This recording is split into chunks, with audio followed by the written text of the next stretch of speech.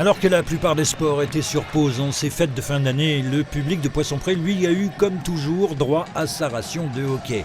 Petite séance de rattrapage, c'était mercredi soir. Les Wildcats, 3e, recevaient le dernier de la classe, Morzine Avoria. Des Hauts-Savoyards en blanc qui ont ouvert la marque en début de deuxième période et confirmé qu'ils n'étaient pas venus en victime expiatoire, avec un effectif remanié qui doit leur permettre de sortir de l'ornière. Côté spinalien, Réortchak a rapidement remis les équipes à égalité. Mais Épinal ne va jamais vraiment maîtriser cette rencontre et confirmer ainsi ses difficultés de fin d'année, 2 défaites consécutives avant ce match. La victoire, pensait-on, allait toutefois se dessiner sur ce but de Fudjeric qui porte le score à 4-3. Morzine ne lâche pas l'affaire pour autant et vient égaliser à 10 minutes du terme, ouvrant la porte des prolongations. Prolongations au cours desquelles rien ne sera marqué. Place au tir au but donc, avec un rôle majeur joué par le gardien des Wildcats, Martin Altrichter, préféré à Antoine Bonvalot. Le Slovaque, dont le contrat prenait fin le 31 décembre, enchaînait 4 arrêts consécutifs. C'est Markovic qui va se charger de finir le travail. Épinal a souffert, mais s'impose donc 5-4.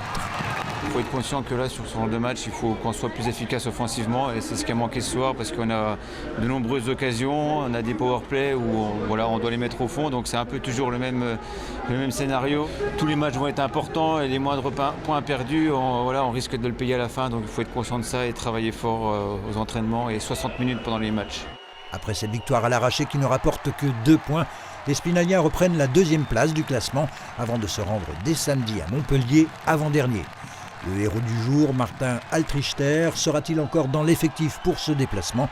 Le club étudie ce lundi la possibilité de prolonger le bail du gardien slovaque dans la Cité des Images. Affaire à suivre.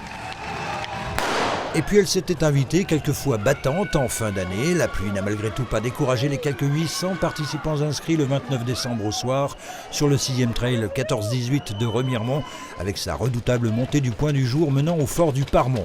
Elle n'a pas davantage dissuadé ceux inscrits, on le voit sur ces images, à la 41e édition de la Corrida des Abbesses le lendemain sur les 5 parcours proposés par l'Athlé Vosges Pays de Remiremont en centre-ville, dont plus de 250 coureurs rien que sur la toujours très attendue course des As, remportée pour sa première participation par Félix Laurent, originaire de Bar-le-Duc et licencié aujourd'hui à Talence en Gironde.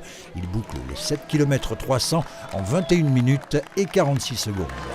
C'est sympa, après j'avoue que du coup avec le monde des fois c'est un petit peu sinueux donc c'est pas super simple pour doubler les retardataires, mais c'est un parcours bien et puis le fait que ce soit des petites boucles, il y a quand même une bonne ambiance avec les spectateurs donc c'est cool, c'est assez convivial et c'est vraiment sympa.